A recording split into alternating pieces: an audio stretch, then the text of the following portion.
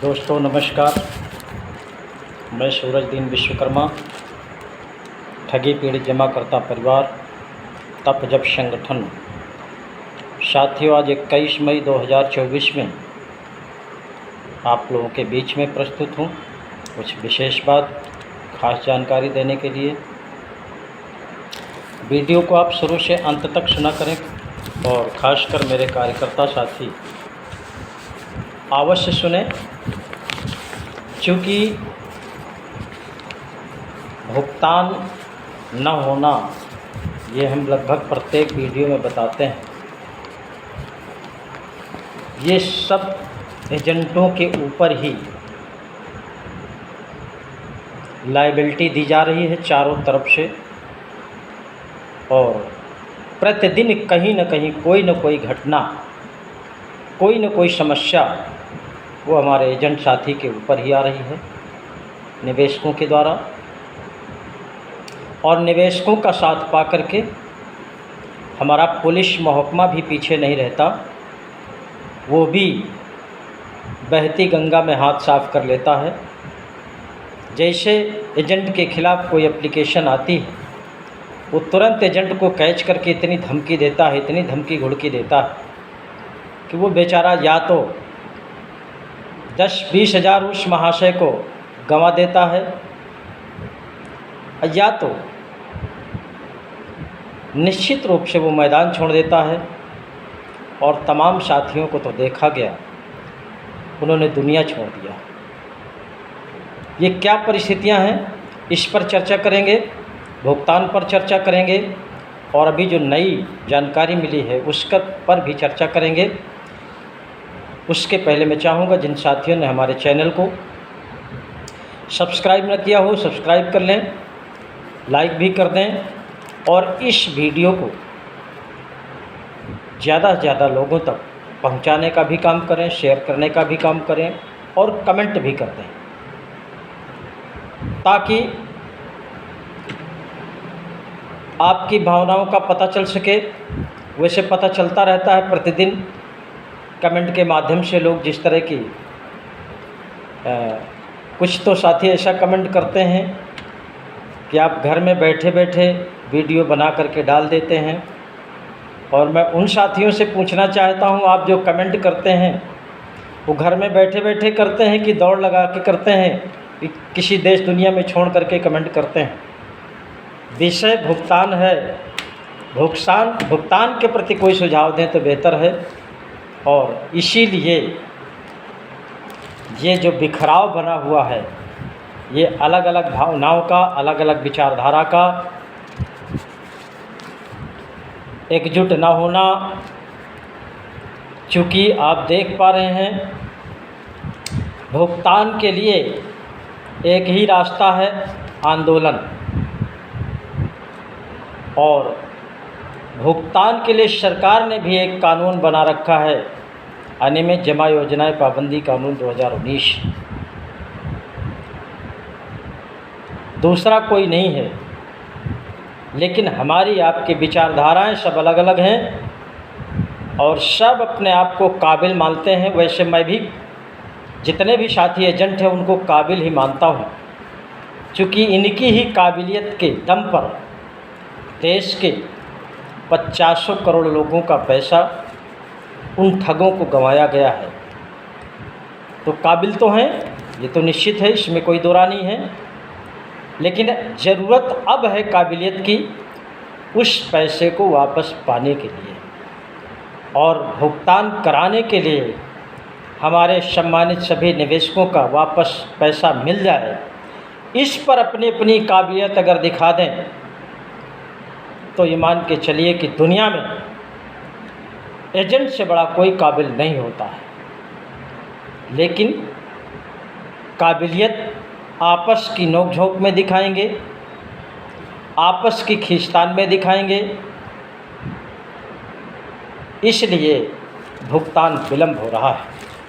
साथियों, मैं आपको बताना चाहता हूँ, कुछ साथी हैं कि उनकी मानसिकता क्या है, वो चाहते क्या हैं, इस पर भी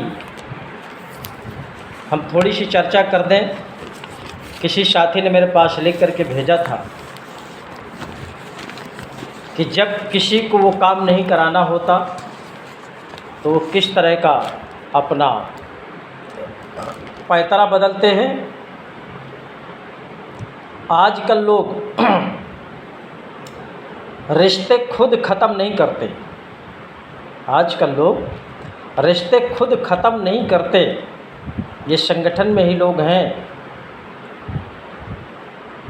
वह ऐसे हालात पैदा कर देते हैं कि आप खुद ही उनकी ज़िंदगी से या कहिए उनके संगठन से चले जाओ, ताकि वो सिर्फ आपको ही दोषी ठहरा सकें। इस तरह का कृत्य पैदा कर देते हैं। तो मैं ये निवेदन करना चाहता हूँ, इन कलाओं की आवश्यकता नहीं है, हमें भुगतान पाने की आवश्यकता है। किसी साथी को संगठन से हो या बाहर से हो, उसको कला ऐसी दिखाना है कि सबका भुगतान हो जाए तो संगठन का महत्व बढ़ जाएगा। अन्यथा जिस तरह चल रहा है तो चल ही रहा है, सभी लोग जान रहे हैं कि चल रहा है, आज यहाँ कार्यक्रम कल वहाँ कार्यक्रम। इसीलिए इन कार्यक्रमों पर विराम लगाने के लिए आंदोलन की रणनीति बन रही है और लगभग बनती चली ही जा रही है। उस पर सबको दिमाग लगाना है कि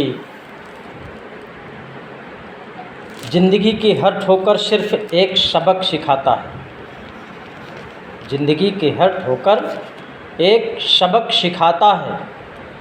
क्या रास्ता कैसा भी हो, रास्ता कैसा भी हो, सिर्फ अपने कदमों पर भरोसा रखना चाहिए, पैरों पर भरोसा रखना चाहिए, अपने आत्मबल पर भरोसा रखना चाहिए, तभी वो कार्य संभव होगा। और वो हम लोगों ने बनाना शुरू कर दिया है। हमारे संगठन के मुखिया ने भी 5 जून को एक बैठक रखी है पदाधिकारियों की। हमने भी 9 जून 2024 को उत्तर प्रदेश के फतेहपुर जनपद में एक बैठक रखी है, उसमें भी आप लोग सादर आमंत्रित हैं। और बैठ करके एक निर्णय लेते हैं कि आंदोलन करके हमको कैसे भुगतान लेना है। क्योंकि कार्यक्रम करते करते हमारा जो साथी संगठन में जुड़ा है, मेहनत कर रहा है, धन खर्च कर रहा है, समय खर्च कर रहा है, उनमें से बहुत से साथी अब बिल्कुल हताश हो गए हैं, निराश हो गए हैं। और निराश होने के, हताश होने का एक सबसे बड़ा कारण है धन का अभाव।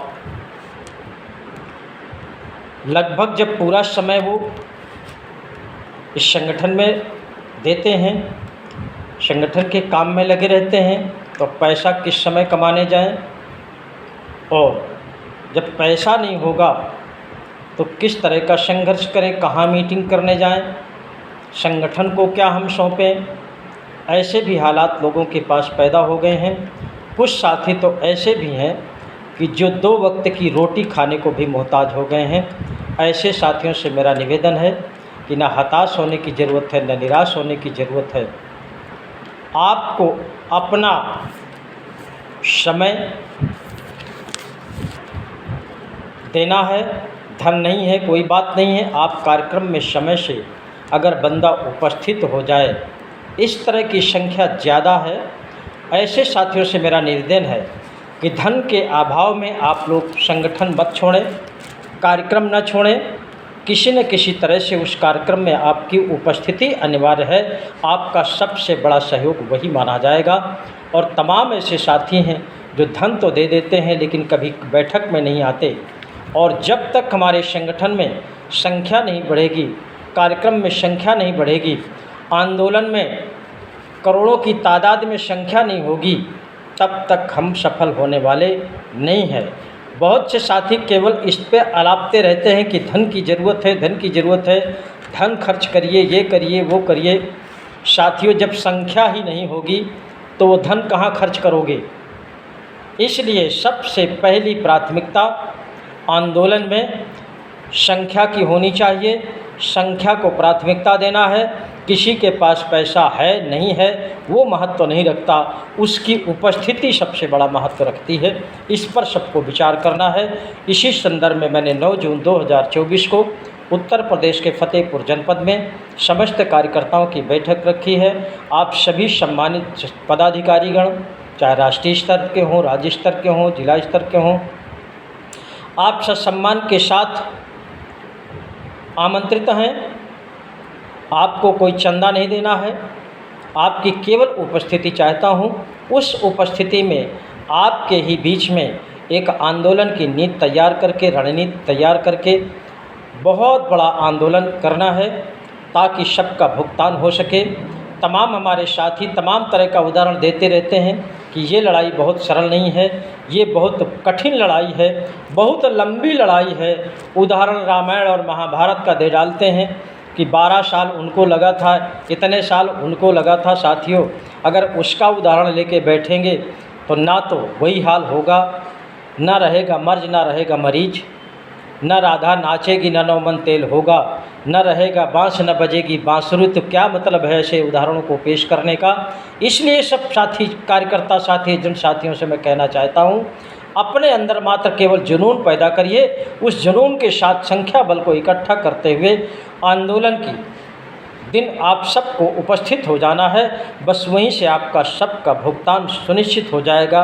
कोई भी माई का लाल आपका भुगतान नहीं रोक पाएगा।